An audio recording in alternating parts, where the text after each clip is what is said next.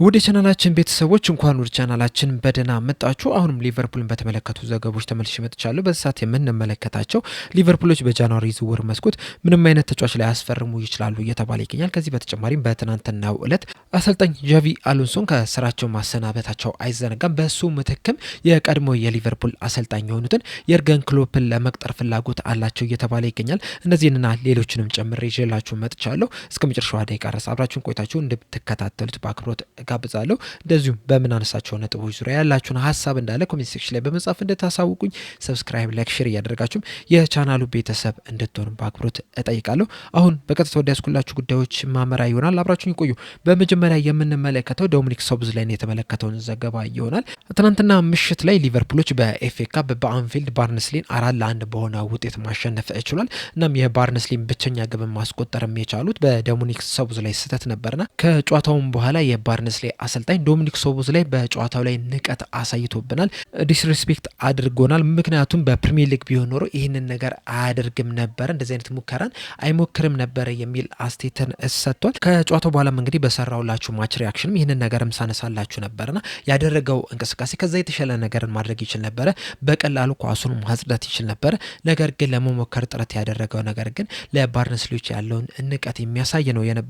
እሱም እንግዲህ ከጨዋታው በኋላ የሰጠው አስተያየት አለ። በሰጠውም አስተያየት በሰራሁት ስህተት የቡድን አጋሮችን ይቅርታ ጠይቄያቸዋለሁ፣ ምክንያቱም ያችን ስህተት ባልሰራ ኖሮ ባርንስሊዎች ጎል አያስቆጥሩም ነበረ፣ የበለጠ ጨዋታውን ከባድም አያደርጉብንም ነበረ የሚል አስተያየትን ሰጥቷል። ይህንንም እንግዲህ አንዲ ሮበርትሰን አረጋግጦታል። በእረፍት ሰዓት ሶቦስላይ የቡድን አጋሮችን ይቅርታ መጠየቁን አንዲ ሮበርትሰን በሰጠው አስተያየት ተናግሯል። በዚህ ዙሪያም እንግዲህ አሰልጣኝ አርነ ስሎት እንደተናገሩት ከሆነ ይህንን ነገር አይደለም በኤፍኤ ካፕ አይደለም ከባርንስሊ በየትኛውም ጨዋታ ላይ ማድረግ የሌለበት ነው። በፕሪሚየር ሊጉ መደረግ የሌለበትም፣ በኤፍኤ ካፕ መደረግ የሌለበት ነው፣ በካራዋ ካፕ መደረግ የሌለበት ነው፣ በወዳጅነት ጨዋታ ላይ መደረግ የሌለበትም፣ በልምምድ ወቅት ላይ ራሱ መደረግ የሌለበትን ነው ያደረገው። በዚህ ዙሪያም የራሴ ሀሳብ አለኝ፣ ያንን ግን ለእናንተ አልናገርም። ነገር ግን ዶሚኒክ ሶቦስላይን ራሱን ጠርቼ ግን የማነጋገረው ይሆናል የሚል አስተያየትን ሰጥቷል። በጨዋታው ላይ እንግዲህ ዶሚኒክ ሶቦስላይ መሰራት የሌለበትን ስህተት ነበረ እየሰራው። በእርግጥ ከስህተቱ በፊት በጣም ድንቅ የሚባል እንቅስቃሴ ማድረግ ችሎ ነበረ። ትራክ ባክ አድርጎ ኳሱን ወደ ኋላ ተመልሶ በማስጣል ደረጃ ጥሩ የሚባል ስራን ሰርቶ ነበረ። በቀላሉም ኳሱንም ማጽዳት ይችል ነበረ፣ ለቡድን አጋሮቹም ማቀበል ይችል ነበረ። ነገር ግን ምን ማድረግ እንደፈለገ ራሱ በማይታወቅ ሁኔታ ነው ስህተት መስራት ይቻለው። ያንንም ስህተት ተጠቅሞ እንግዲህ ባርንስሊዎች ጎል ማስቆጠር ችሏል። ለዛም ለሰራውም ስህተት እንግዲህ የቡድን አጋሮቹን ይቅርታ መጠየቅ ችሏል። ይህን ጨዋታ ካነሳን አይቀር እንግዲህ ኦፕታ ያወጣውን አንድ መረጃ እንመልከት። ኦፕታ እንግዲህ የተለያዩ ዳታዎችን መሰብሰብ ከጀመረ ጀምሮ በትናንትናው ጨዋታ ላይ በሊቨርፑል ታሪክ አዲስ ሪከርድ ተመዝግቧል። ይህም ሪከርድ እንዲመዘገብ ያደረጉት ደግሞ ሂጎ ኤኬቴኬና ፍሎሪያን ቪርትዝ ነው። ይህም ሪከርድ ተቀይሮ ከገቡ በኋላ ለእርስ በርሳቸው አሲስት የተደራረጉ እንደዚህም ደግሞ ጎል ያስቆጠሩ የመጀመሪያዎቹ ተጫዋቾች ሆኗል። ኦፕታ ሪከርዶችን ከመመዝገቡ በፊት የተለያዩ አጋጣሚዎች ላይ እንደዚህ አይነት ነገሮች ተፈጥሮ ሊሆን ይችላል። ነገር ግን ኦፕታ መረጃዎችን መሰብሰብ ከጀመረ ጀምሮ ግን ይህ ታሪክ ለመጀመሪያ ጊዜ ነው በትናንትናው ጨዋታ ላይ መሰራት ይችላል። በትናንትናው ጨዋታ ላይ እንደተመለከተው ፍሎሪያን ቪርትዝ ለሂጎ ኤኬቴኬ ደግሞ ለፍሎሪያን ቪርትዝ አሲስት ተደራርጓል። ሊቨርፑሎችም 4-1 በሆነ ውጤት እንዲያሸንፉ መርዳትም ችሏል። ሌላኛው የምንመለከተው ዘገባ ደግሞ ኢብራሂማ ኮናቴን የተመለከተውን ይሆናል። ዘ አትሌቲክስ ይዞት በወጣት ዘገባ መሰረት ሊቨርፑሎች አሁንም ድረስ ከኢብራሂማ ኮናቴ ጋር ድርድር እያካሄዱ ነው የሚገኙት። ነገር ግን እስካሁን ድረስ ምንም አይነት ለውጥ አልተደረገም ነው እየተባለ የሚገኙና በዚሁ አካሄድ የሚቀጥል ከሆነ ምናልባትም ይሄ ተጫዋች በቀጣይ የክረምት የዝውውር መስኮት ወደ ሌላ ክለብ ይፈርማል ተብሎ ይጠበቃል። ነገር ግን አሁንም ሊቨርፑሎች የዚህን ተጫዋች ኮንትራት ለማራዘም ከፍተኛ ጥረት እያደረጉ ነው የሚገኙት። እንደዚሁም ደግሞ በቀጣይ የክረምት የዝውውር መስኮትም ተጨማሪ የተከላካይ ስፍራ ተጫዋቾችም ለማምጣትም እቅድ ይዘዋል ነው እየተባለ የሚገኘው። እነማን ይመጣሉ የሚለውን ነገር እንግዲህ አብረን የምንመለከቱ ይሆናል። በእርግጥ አሁን ላይ ራሱ ሊቨርፑሎች ተከላካይ ተጫዋች የግድ ያስፈልጋቸዋል። ነገር ግን በዚህ ሰዓት ምንም አይነት ተጫዋች ላያስፈርሙ ይችላሉ እየተባለ ይገኛል። ይህንንም እንግዲህ ትንሽ ቆየት ተብለን የምንመለከት ይሆናል። ከዛ በፊት ግን በመጀመሪያ ጃቪ አሎንሶን የተመለከተውን ዘገባ እንመልከት። በትናንትናው ዕለት አመሻሽ አካባቢ ሪያል ማድሪዶች ጃቪ አሎንሶን ከስራ ማሰናበታቸውን እንግዲህ ይፋ አድርጓል። ይህ አሰልጣኝ እንግዲህ በክረምቱ ነበረ ለሪያል ማድሪድ አሰልጣኝ እንዲሆን ተሽሞ የነበረው። እናም በሪያል ማድሪድ ቤትም እንግዲህ ላለፉት 6 ወራት ሲያሰለጥን መቆየት ችሎ ነበር። ነገር ግን አልጋ በአልጋ የሆነ የአሰልጣኝነት ጊዜ አይደለም የነበረለት። መጀመሪያዎቹ አካባቢ ጥሩ የሚባል ጅማሩን መጀመር ችሎ ነበር። በተለይ በላሊጋው ተከታታይ 7 ጨዋታዎችን ማሸነፍ ችሎ ነበረ። ከዛ በኋላ ግን ከተለያዩ ተጫዋቾች ጋር አለመስማማት ውስጥ እንደገባ እንደዚሁም ደግሞ ከሪያል ማድሪድ ፕሬዚዳንት ፕሬዚዳንት ከሆኑት ከፍሎሪን ፔሬዝ ጋር ራሱ በአንዳንድ ነገሮች ላይ እንዳልተስማሙ ነው እየተነገረ የሚገኘው።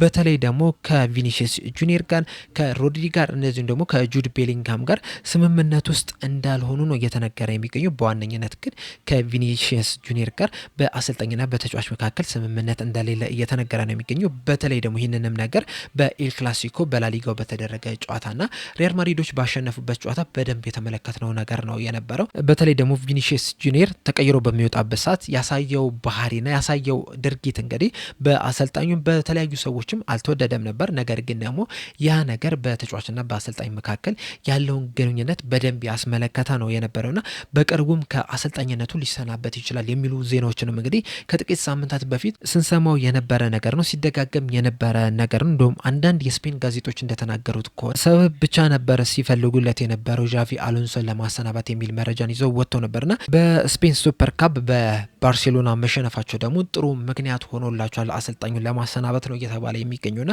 በዚህ ሰዓት እንግዲህ ሪያል ማድሪዶች ዣቪ አሎንሶን ከስራው አሰናብተው የቀድሞ የቡድን አጋሩ የቀድሞ የሊቨርፑል እንደዚሁም የሪያል ማድሪድ ተጫዋች የሆነውን አልቫሮ አልቤሎዋን በአሰልጣኝነት መቅጠር ችሏል። ይህ አሰልጣኝ እንግዲህ ይሳካለታል አይሳካለትም የሚለውን ነገር የምንመለከት ይሆናል። ነገር ግን የመጀመሪያ ጨዋታውን ግን በላሊጋው ሌቫንቴን የሚገጥም ይሆናል። ዣቪ አሎንሶም ከስንብቱ በኋላ ያስተላለፈው መልእክት አለ። በዚህም መልእክቱ ምንድን ነው ያለው? የሪያል ማድሪድ አሰልጣኝነቴ በዚህ አክትሟል። እኔ እንደፈለግኩት እንደተመኙት አልሄደልኝም። ነገር ግን ደግሞ ሪያል ማድሪድን ማሰልጠን ለኔ በጣም ትልቅ ክብርና በጣም ትልቅ ኃላፊነት ነው የነበረውና ለዚህም ደግሞ ይህንንም እድል ለሰጡኝ ለክለቡ፣ ለተጫዋቾቹ ከጎኔ ሲደግፉኝ ለነበሩ ለደጋፊዎቹ እንዳለ ለአጠቃላይ ለማድሪስታዎች እንዳለ ከልብ ምስጋናዬን ማቅረብ እፈልጋለሁ። ክለቡን ስለቅ እንግዲህ በትልቅ ክብርና በትልቅ ምስጋና ነው የቻልኩትን ያህል ጥረት አድርጌያለሁ የሚል መልእክትን አስተላልፏል። እሱ ከተሰናበተ በኋላ እንግዲህ በቋሚነት የተለያዩ አሰልጣኞችን ለመቅጠር አስበዋል የሚሉ አንዳንድ መረጃዎች እየወጡ ነው የሚገኙት።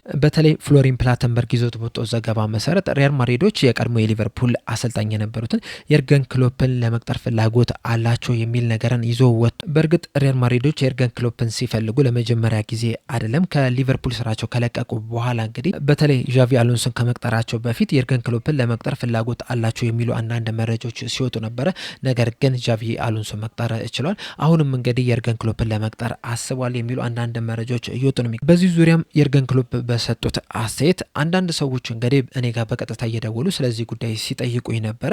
ነገር ግን እኔም በመጀመሪያ የምመለከተው ነገር ቢኖር ምንድን ነው ለምንድነው አሰልጣኝ ዣቪ አሎንሶ ከስራቸው የተሰናበቱት የሚለውን ነገር በደንብ መመልከት መቻል አለብን። ይህንን ነገር ስንመለከት ደግሞ በሪያል ማድሪድ ቤት የሆነ ልክ ያልሆነ ነገር እንዳለ መገንዘብ እንችላለን። ምክንያቱም ዣቪ አሎንሶ በጀርመን እያለ ከባየር ሊቨርኩሰን ጋር በጣም ምርጥ የሚባሉ 2 ዓመታትን ማሳለፍ ችሏልና በጣም ጥሩ የሚባል አሰልጣኝ፣ ጥሩ እድሜ ላይ ያለ አሰልጣኝ እንደዚሁም ደግሞ ለሪያል ማድሪድም የሚስማማ አሰልጣኝ ነው የነበረውና ይህንንም አሰልጣኝ ገና በ6 ወሩ ሪያል ማድሪዶች የሚያሰናብቱት ከሆነ ልክ ያልሆነ ነገር አለ ልንል እንችላለን። በአንድ በኩል በዚህ ሰዓት የትኛውም ክለብ አሰልጣኞችን ለመታገስ እንደማይፈልግ ማሳያ ሊሆን ይችላል።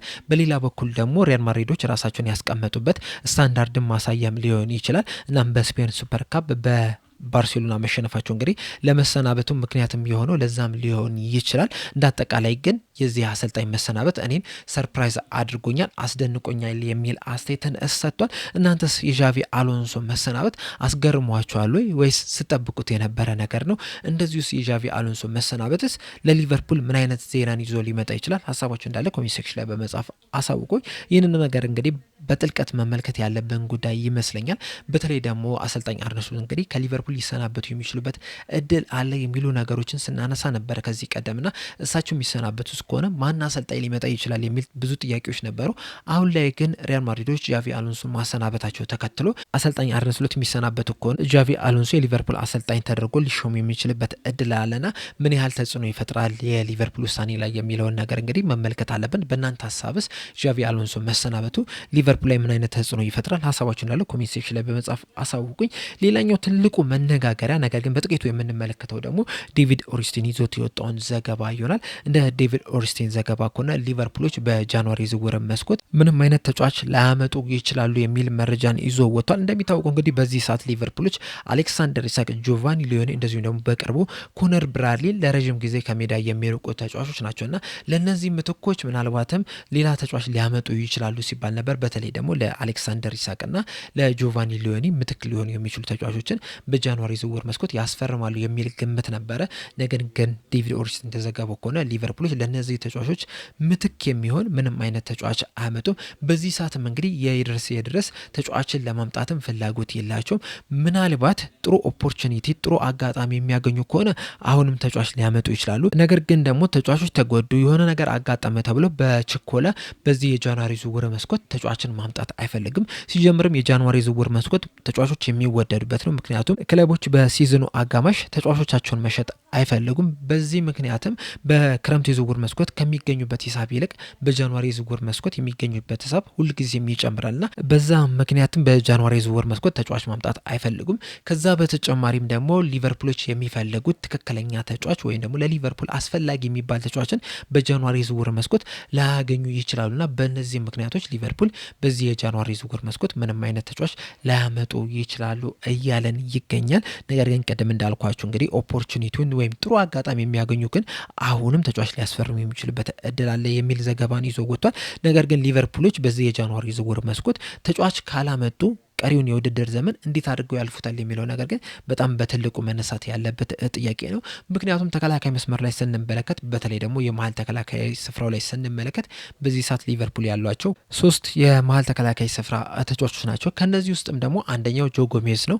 ይህም ተጫዋች እንግዲህ ባለፉት ጥቂት ዓመታት ምን ያህል በጉዳት እየተቸገረ እንደሆነ በደንብ መመልከት ችለናል። በዚህ ሲዝን እንኳን ከአንድም 2-3 አጋጣሚዎች በጉዳት ምክንያት የተለያዩ ጨዋታዎች ሲያመልጡት መመልከት ችለናል።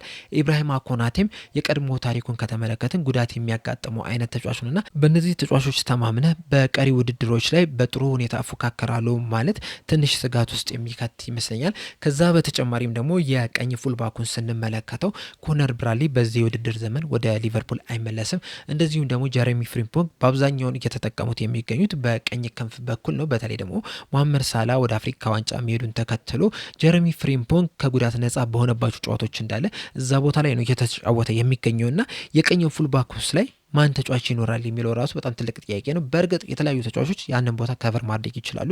ለምሳሌ አሁን ጆ ጎሜዝ እዛ ላይ መጫወት ይችላል። እንደዚሁም ደግሞ ዶሚኒክ ሶቦዝ ላይ ከርቲስ ጆንስም እዛ ላይ ሲጫወቱ መመልከት ይችላል።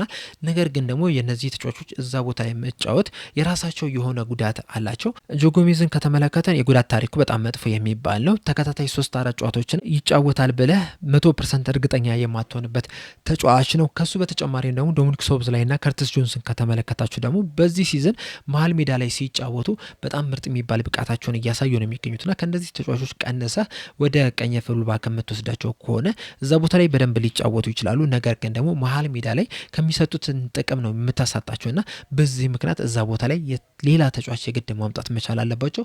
ወይ ወጣት ተጫዋች ማሳደግ አለባቸው፣ ካልሆነም ደግሞ በዝውውር መስኮት ላይ አዲስ የሚባል ተጫዋችን ማምጣት መቻል አለባቸው። እንደዚሁም የአጥቂ ስፍራው ላይ ራሱ በጣም ትልቅ ጥያቄ የሚነሳበት ቦታ ነውና እነዚህ ሁላ ክፍተቶች እያሉ በጃንዋሪ ዝውውር መስኮት ሊቨርፑሎች ተጫዋች ማያስፈርሙ ከሆነ በቀሪዎቹ የውድድር ጨዋታዎች እንግዲህ ሊቨርፑሎች ሊቸገሩ የሚችሉበት እድል አለ። አሁንም ድረስ እንግዲህ ሊቨርፑሎች ኤፍ ኤ ካፑንና ሻምፒዮንስ ሊግን የማሸነፍ እድል አላቸውና ለነዚህ ውድድሮች ደግሞ ራሳቸውን በደንብ ማጠናከር መቻል አለባቸው። የዝውውር መስኮቱም ሲከፈትም እንግዲህ ሊቨርፑሎች ራሳቸውን በደንብ ያጠናክራሉ የሚል ግምት ነበረ።